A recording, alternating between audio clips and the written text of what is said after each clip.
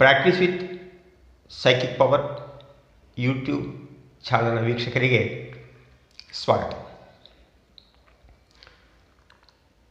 ಇಂದು ನಾನು ಪ್ರಸ್ತಾಪ ಮಾಡಲಿರುವ ಅಂಶ ರೇಖೆಯೊಂದಿಗೆ ನನ್ನ ಪ್ರಥಮ ಅನುಭವ. ಇದೊಂದು ಮಹಾ ಅದ್ಭುತವಾದ ವಿಚಾರ. ಆದ್ದರಿಂದ ಕೊನೆಯವರೆಗೂ ಸ್ಕಿಪ್ ಮಾಡ್ದಂಗೆ ಇದನ್ನು ನೋಡಿ, ಈ ವಿಡಿಯೋ ನೋಡಿ. ನಿನ್ನೆ ವಿಡಿಯೋದಲ್ಲಿ ರೇಖಿ ಬಗ್ಗೆ ಹೇಳಿದೆ. ನಾನು ಹೇಗೆ ರೇಖಿಯನ್ನು ಕಲ್ತ್ಕೊಂಡೆ, ರೇಖಿ ಎಂಬ ವಿದ್ಯೆಯನ್ನು ಹೇಗೆ ಕಲ್ತ್ಕೊಂಡೆ ಅಂತ ಹೇಳಿದ್ದೀನಿ.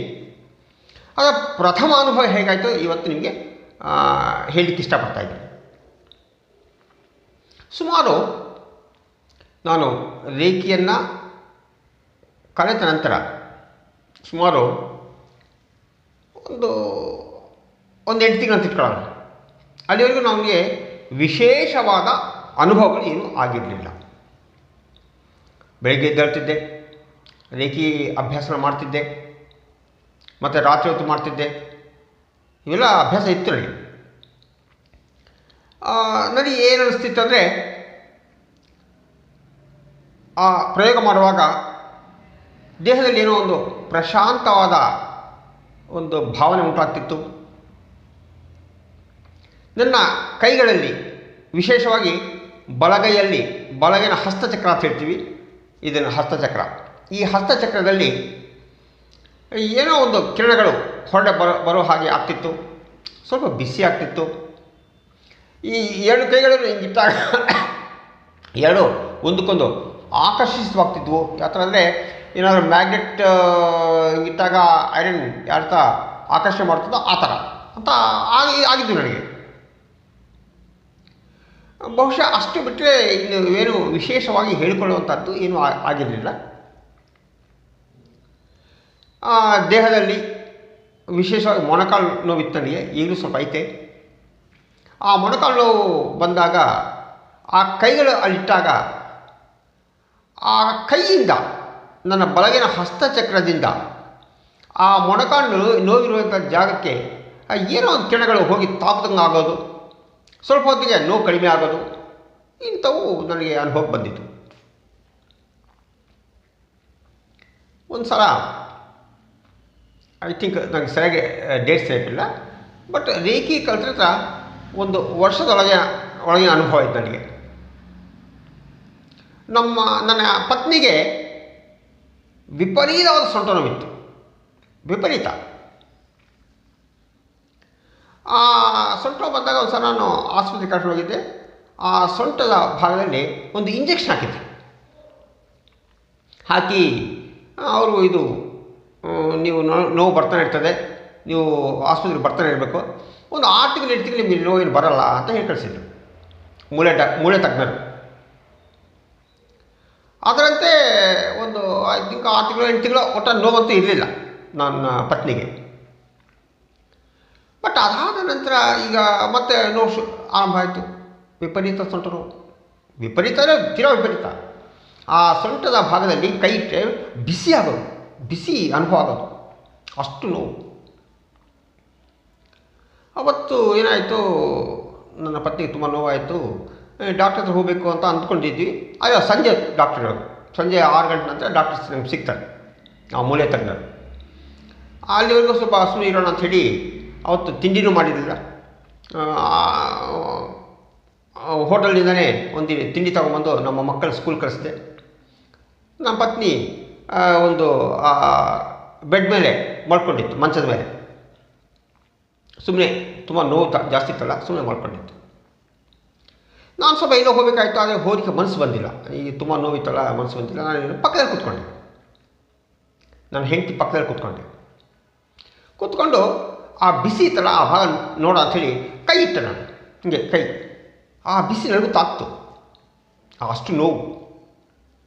ಹಾಗೆಯೇ ಸ್ವಲ್ಪ ಹೊತ್ತು ಹಂಗೆ ಇಟ್ಟೆ ಕೈ ಇಟ್ಟು ನಾನು ಯೋಚನೆ ಮಾಡ್ತಾ ಇದ್ದೆ, ಏನೋ ಬೇರೆ ಬೇರೆ ವಿಚಾರಗಳು.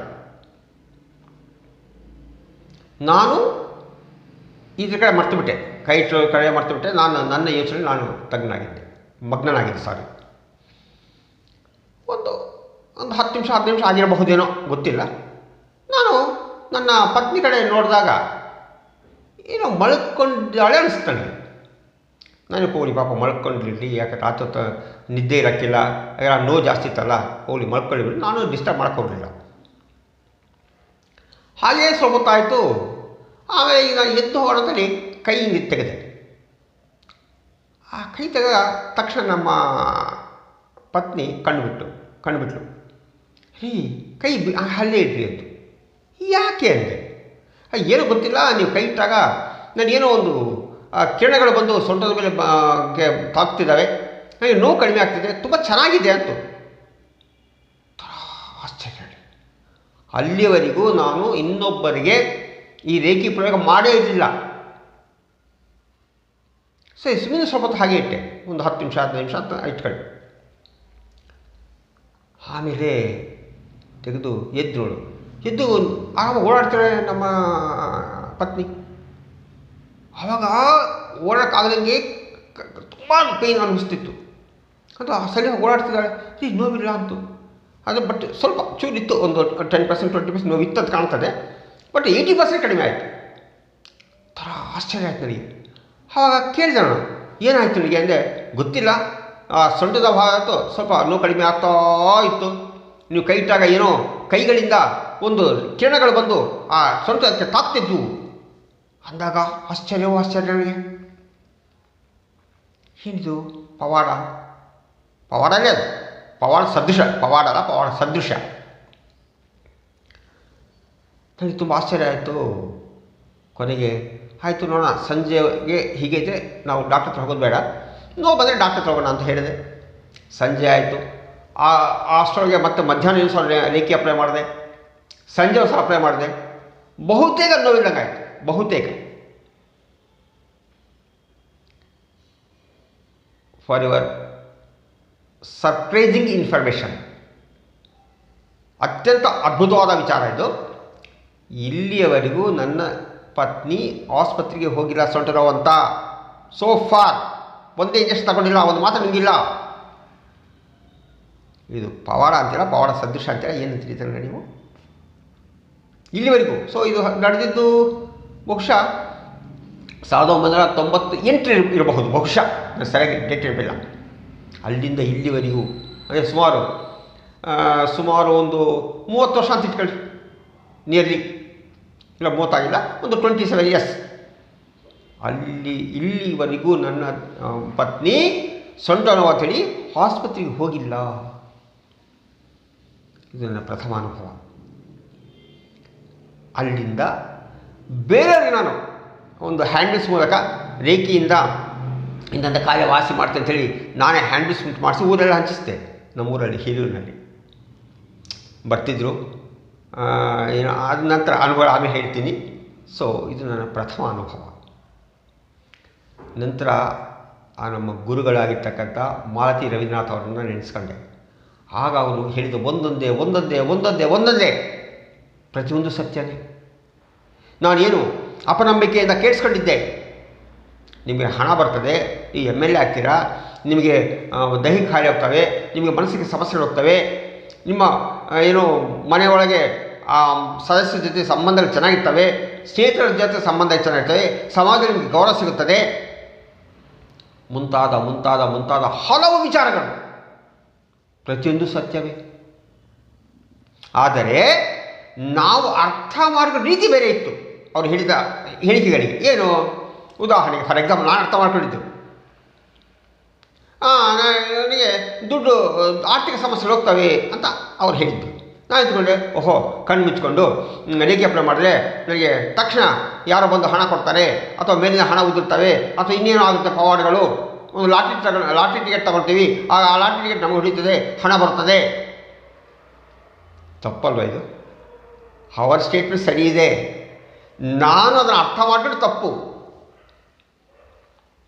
ಇದು ದೈಹಿಕವಾಗಿ ಸಾಕಷ್ಟು ಕಾಯಿಲೆ ಬರ್ತವೆ, ರೇಖೆ ಅಪ್ಲೈ ಮಾಡ್ತೀವಿ, ಕಾಯಿಲೆ ಹೋಗ್ತಾ ಅಂದರೆ ಅದರ ಜೊತೆಗೆ ಪೂರಕವಾದ ವಾತಾವರಣ ನಾವು ಸೃಷ್ಟಿ ಮಾಡಬೇಕು. ಜೊತೆಗೆ ನಮ್ಮ ವೃತ್ತಿಯಲ್ಲಿ ನಾವು ಬೇರೆ ಬೆಳ್ತೀವಿ. ಉದಾಹರಣೆ, ಬರಹಗಾರ, ಬರಹಗಾರ ಆದರೆ ನಾನು ಏನು ತುಂಬ ಹೆಸರು ಬಂದುಬಿಡ್ತದೆ, ಹಾಗಲ್ಲ. ನಾವು ನಮ್ಮ ಪ್ರಯತ್ನ ಸರಿಯಾಗಿ ಮಾಡಿದಾಗ ಆ ರೇಖೆ ನಮ್ಮ ಸರಿಯಾದ ಕರ್ಕೊಂಡು ಹೋಗುತ್ತದೆ, ಕೊನೆಗೆ ಒಂದಿನ ರಿಸಲ್ಟ್ ಬರ್ತದೆ. ಇದು ಅದರ ಅರ್ಥ. ಅವರು ಹೇಳಿದ ಎಲ್ಲ ಹೇಳಿಕೆಗಳು ಸರಿಯೇ. ನಾನು ನನ್ನ ವಕ್ರ ಬುದ್ಧಿಯಿಂದ ತಪ್ಪ ತಿಳ್ಕೊಂಡ್ರೆ ಹೆಂಗೆ ಹೇಳಿ, ಸರಿಯಾಗಿ ಅರ್ಥ ಮಾಡಿಕೊಳ್ಳದೆ ಸುಳ್ಳು, ನಿಜ ಅಲ್ಲ ಬಿಡಿ ಹೋಗಲಿ, ನಾನ್ ಸೆನ್ಸ್. ತಪ್ಪು ಗ್ರಹೆ ನನ್ನಲ್ಲಿತ್ತು, ಅವರಲ್ಲ. ಅವ್ರು ಸರಿಯಾಗಿ ಹೇಳಿದ್ದಾರೆ. ಅವರು ಸರಿಯಾಗಿ ಹೇಳಿದ್ದರಿಂದಲೇ ನಾನು ಪ್ರಶ್ನೆ ಕೇಳಿದೆ, ಮೇಡಮ್ ಇವೆಲ್ಲ ನೀವು ಹೇಳ್ತಿರೋ ಸರಿನಾ ಅಂತ ಕೇಳಿದಾಗ ಎಸ್ ಅಂತ ಒಂದೇ ಶಬ್ದ ಅಲ್ಲಿ ಅವರು ಉತ್ತರ ಕೊಟ್ಟರು. ಈಗಲೂ ನನಗೆ ನೆನಪು ಬರ್ತದೆ ಅವರ ಮಾತು ಹೀಗಿದೆ. ಇನ್ನು ನಂತರ ಮತ್ತೊಮ್ಮೆ ಹೇಳ್ತಾ ಇದ್ದೀನಿ, ರೇಖಿ ಎಂಬುದು ಪವಾಡ ಸದೃಶ ವಿದ್ಯೆ. ಇದೆ ಅಂತಲ್ಲ, ಹಲವು ವಿದ್ಯೆಗಳು. ತನ್ಮೂಲಕ ನಾನು ಸೈಕಿಕ್ ಪವರ್ ಬಗ್ಗೆ ಸಂಶೋಧನೆ ಮಾಡಿ ಸೈಕಿಕ್ ಪವರ್ ಹುಟ್ಟಾಕಿದ್ದು ನಿಮ್ಗೆ ಗೊತ್ತಿದೆ, ಅದ್ರ ಬಗ್ಗೆ ಆಮೇಲೆ ಮಾತಾಡ್ತೀನಿ. ಇನ್ನು ರೇಖಿ ಬಗ್ಗೆ ಸಾಕಷ್ಟು ವಿಚಾರಗಳು ಈ ಸುಮಾರು 10-20 ದಿನ ಪ್ರತಿದಿನ ರೇಖಿ ಬಗ್ಗೆ ಹೇಳ್ತಾ ಹೋಗ್ತೀನಿ. ಯಾಕಂದರೆ ಬೇರೆಯವರಲ್ಲಿ ಅದು ಆಸಕ್ತಿ ಬರಲಿ, ನಿಮ್ಮ ಜೀವನ ಸರಿ ಹೋಗ್ತದೆ. ನೀವು ಮಾನಸಿಕವಾಗಿ ಚೆನ್ನಾಗಿರ್ತೀರಾ, ದೈಹಿಕವಾಗಿ ಚೆನ್ನಾಗಿರ್ತೀರಾ, ಆರ್ಥಿಕವಾಗಿ ಚೆನ್ನಾಗಿರ್ತೀರಾ, ಸಂಬಂಧಗಳು ಚೆನ್ನಾಗಿರ್ತವೆ. ಇಂತಹ ಉಪಯುಕ್ತವಾದ ವಿದ್ಯೆ ಇದು ಇರಲಿ. ಈ ವಿಡಿಯೋ ನಿಮಗೆ ಇಷ್ಟವಾಗಿದ್ದಲ್ಲಿ ಲೈಕ್ ಮಾಡಿ, ಸಬ್ಸ್ಕ್ರೈಬ್ ಮಾಡಿ, ಶೇರ್ ಮಾಡಿ, ಕಾಮೆಂಟ್ ಮಾಡಿ. ವಂದನೆ.